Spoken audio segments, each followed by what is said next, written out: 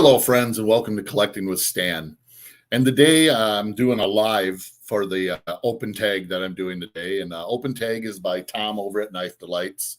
Uh, this guy, great, just a gentleman. That's all I can say. He reached out to me, wanted to send me some stickers. I have not gotten them yet. He just got them in the mail yesterday. Not that it took him a long time. It's just, took me time to get back to him. I'm really bad at finding like email addresses and stuff. I think I finally figured out in YouTube where to go and look. A little slow, but hey, that's a side point. But I'm doing a 2 for Tuesday open tag by Tom there, Knife Delights. I feel I got a couple beautiful trappers here.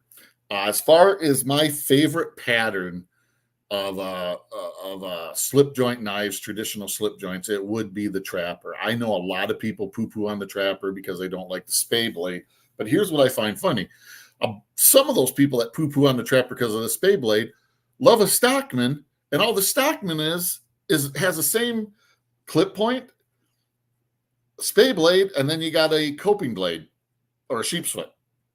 So it's like, I don't understand it.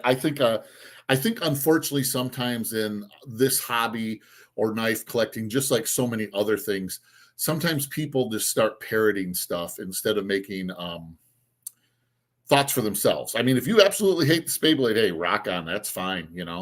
I am going to be honest, both these are Chinese import knives. They are, in my opinion, beautiful knives. They're both Frost Cutlery branded knives. However, they are the upper level of Frost Cutlery branded knives, and they're very nice. In my opinion, they're both full-size trappers, which is 4 1/8 inch or 4 1/4 inch, depending on which manufacturer. But I'm going to show them here. Start off with this beautiful one by Silver Horse Stoneworks. Look at that. What a beautiful, beautiful knife. Look at those bolsters there. Just like Starburst or Sunburst, I think they call them. The only thing you can feel is the Liberty Bell, and that's because it's actually like cut into it and then refilled in. I'm not believing that's probably real turquoise or anything. It's all probably full turquoise, full pearloid, but just a beautiful knife.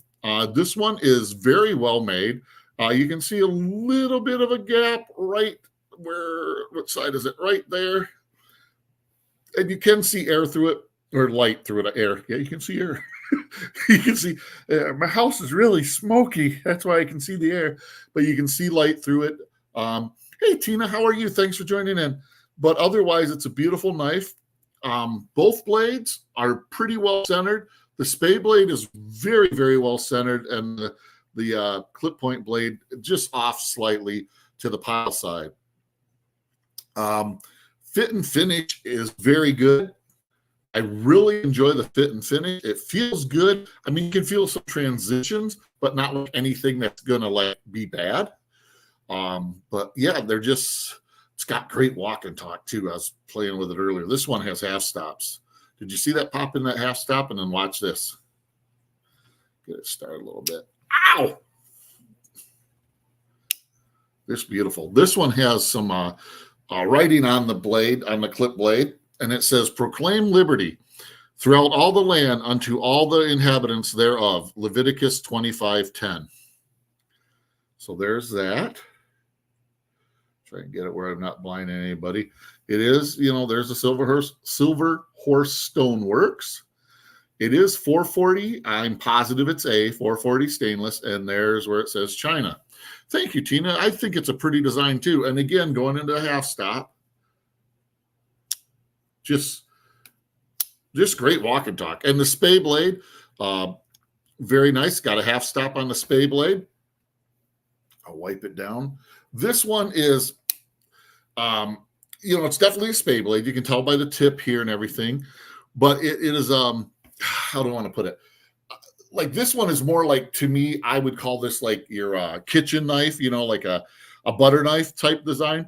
Like some people like to call those really wide ones peanut butter spreaders. I mean, you could spread peanut butter with this too. Again, this is a 440 stainless again, but just a beautiful knife. And like I said, I'm really impressed with the walk and talk. Just beautiful. But yeah, that's the first one. I think that's a beautiful knife. Now, this one here, I think if my buddy HT from HT Harold over there at HT's EDC checks this one out, I know the gentleman likes Stag. Well, here's a Steel Warrior trapper. Look at that deep grooves there. And Harold's always talking about he likes the deep grooves in there. And this is Stag. That's the front side, or it's bolt. Sorry, I'm getting ahead of myself. Silver nickel bolsters. Beautiful on the backside, not quite as deep, but look how thick those slabs are. And what's wild is when you look at it, you'd think like, man, that's not going to feel good in hand. But because they offset each other, you know what I mean by offset, like got thick here, thin here, thick, they don't feel bad. Now, this one, I'm not going to lie, the build quality is actually somewhat better. There is a slight gap, but you cannot see any light. Can't feel the pins at all, which totally shocks me. Being, because like that one right there, I'd think you'd be able to feel the pin, but you can't unless you're looking. Like if I was to rub my finger over, I wouldn't be able to tell it's there. But when I look, I'm like, oh yeah, there it is. But it's the reason I say you'd think you'd be able to feel it is because it's down in the deep, a groove there. But yeah, just a beautiful knife. And again, beautiful fit and finish on this one. Good walk and talk. This one does not have half stops, but just beautiful. This one again says 4 foot. Let me wipe my big old schmooge of a fingerprint off there. This one again says 440 stainless. I'm sure it's 440A. There's the China. There's the Steel Warrior. And my experience with Steel Warrior has always been really good. I would say, that's beautiful. And these both are right down Broadway. I mean, they're beautiful. The clip and display. If I could only talk. The Spay blade are right down Broadway. I just turned 52 today. I couldn't sleep last night, so I was up all night. So I apologize. Yeah, today is my birthday. But but look at the Spay blade even. So I'm a little tired, but I'm kicking the stuff out because time waits for no man. There again, 440 stainless. I don't know if they hit the China on this blade. But over here is the Steel Warrior again. There is a little imperfection on the blade right there where they like ground it or something wrong. But, it's just beautiful. Again, simple blade. I would say both these have, I'm not even going to say guess pulls because my fingers, they hurt all the time from the neuropathy I have. Then I'm starting to get some arthritis, so I can't. I'm not even going to guess what the pulls are. These are both pretty decent. I'd say they're middle of the road. They're not nail breakers or not, whatever. Hey, Jack B, how you doing? Yeah, happy 26. I wish it was 26. Times that by 2, buddy. Oh, I'm not going to get a nap today, Tina. I might doze off for a few minutes, but I'm one of those people. I don't know. I had too much going on in my head last night. I think I'm going to do a video about that. I don't know about other people, but I know me, I get like things going in my head but back to the knives. I hope y'all like this. I don't want to get this video too long, but I just thought, man, 2 beautiful trappers. I love the trapper pattern. And, again, they're Chinese made. They're Steel Warriors and Silver Horse Stoneworks. But sometimes people get too caught up in it's made in China. And I'm not saying these are killer knives that like but for an everyday carry knife like this Stag right here, if you were to pick this up secondary market, you would probably be, because it is true Stag horn, you would probably be,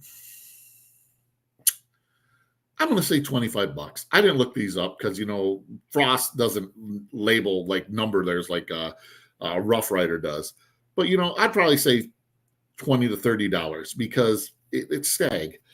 This one here, heck, I just seen it on Cutlery Corner Network like a week ago. They still have it there unless it's sold out. This one here is probably, I want to say $15. And for just a good everyday knife to carry that, will get you through everything you probably need to do.